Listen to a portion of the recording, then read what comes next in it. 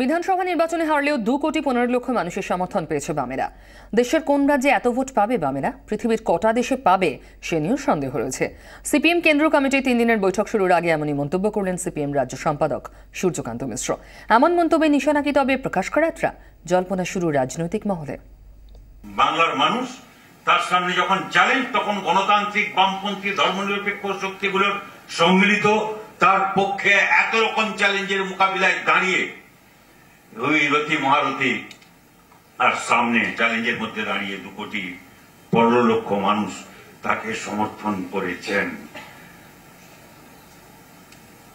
আর একটা রাজ্য কেউ বলতে পারবে পশ্চিমবাংলায় সেখানে বামপন্থীদের কথায় 2,15,00,000 কি 1 কোটি ভোট পাওয়া যায়?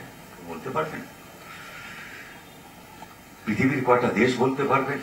ইউরোপের দেশ তো অনেকে একটা জনসংখ্যায় এর চাইতে কম হতে পারে, ছোট ছোট দেশ আছে, কেউ বলতে পারবেন? আবার চেনা মেজাজে মদন মিত্র সিপিএম কে কড়া ভাষায় আক্রমণ। বললেন সিপিএম কে ওএলএক্সে বেচে দিন। 22-এ নেমে এসেছে সিপিএম, এরপর দেরি করলে আর দাম পাওয়া যাবে না। এদিন এসএসকেএমে শারীরিক পরীক্ষার জন্য নিয়ে আসা হয় মদন মিত্রকে। সেখানে সাংবাদিকদের মুখোমুখি হয়ে স্ট্রেট ব্যাটে সিপিএম কে বাউন্ডারির বাইরে ফেলেন রাজ্যের প্রাক্তন মন্ত্রী। নির্বাচন কমিশন এইভাবে বিক্রি হয়ে গেছে এটা তো আমরা জানতাম না, তাহলে নির্বাচনের আগে সেরকম ব্যবস্থা নিতাম। সিপিএম সব জানতো কোথায় তৃণমূলের ভোটার রয়েছে, কোথায় মায়েরা লাইন দিয়েছে, কখন বেরোবে, মেরে ধরে ভয় দেখিয়ে সন্ত্রাস করে। কিন্তু তাতে 22, আমি বলছি 22 থাকতে থাকতে ওএলএক্সে বেচে দিন পার্টিটাকে, এরপর দাম পাবেন না, কারণ এরপর ত্রিপুরাটা চলে আসবে, কেরলে হাত পড়ে যাবে, তখন একদম দাম পাওয়া যাবে না। আমাকে একদিন ছেড়ে দিয়ে কালকে ভোট করুন না, 50,000-এর কম হলে সার্টিফিকেট নেবো না, এখনো বলছি। ভারতকে বিশেষ অংশীদারের মর্যাদা দিতে প্রস্তাবিত বিল পাশ করল না মার্কিন senate.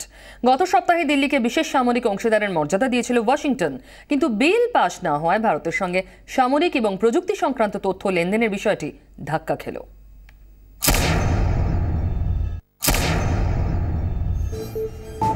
Manmohan Singh, George Bush থেকে নরেন্দ্র মোদী, বারাক ওবামা, গত কয়েক বছরে ক্রমশই নৈকট্য বেড়েছে দিল্লি আর ওয়াশিংটনের। মোদীর আমেরিকা সফর, মার্কিন সেনেটের অধিবেশনে ভাষণ তো ছিলই। গত সপ্তাহে ওয়াশিংটনে বৈঠকের পর মোদী ওবামা একটি যৌথ বিবৃতি দেন। তাতে ভারতকে সামরিক বাণিজ্য এবং প্রযুক্তি সংক্রান্ত তথ্য লেনদেনে সম্মতি দেন ওবামা, কিন্তু সেই উদ্যোগে সম্মতি দিল না মার্কিন সেনেট। ভারতকে বিশেষ অংশীদারের মর্যাদা দিতে সেনেটে প্রস্তাব আনেন Republican senator John McCain. American National Defence Authorization অ্যাক্টে একটি সংশোধনী প্রস্তাব করেন ম্যাকেন। সংশোধনী পাস হলে আন্তর্জাতিক মঞ্চে স্ট্র্যাটেজিক এবং প্রতিরক্ষা ক্ষেত্রে আমেরিকার বিশেষ অংশীদারের মর্যাদা পেত ভারত। ডেমোক্র্যাট এবং রিপাবলিকান দু দলের সমর্থন থাকলেও শেষ পর্যন্ত সেনেটে পাস হয়নি বিল। জন ম্যাকেনের যুক্তি ছিল, ভারত মার্কিন সুসম্পর্ক শুধু দু দেশই নয়, আন্তর্জাতিক বাণিজ্য এবং নিরাপত্তার ক্ষেত্রেও গুরুত্বপূর্ণ। বিল আটকে যাওয়ায় হতাশ ম্যাকেন এবার প্রেসিডেন্টের হস্তক্ষেপের আশায়। যদিও প্রেসিডেন্ট হিসেবে শেষ কয়েক মাসে এত গুরুত্বপূর্ণ ইস্যুতে ওবামা সেনেটের বিরুদ্ধে গিয়ে কোনো পদক্ষেপ করেন কিনা তা নিয়ে সংশয় রয়েছে।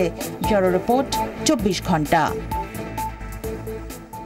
বন্ধুত্ব এবং মানবতার জন্য একটি সঙ্গীত মুখর সন্ধ্যা, বন্ধু চল।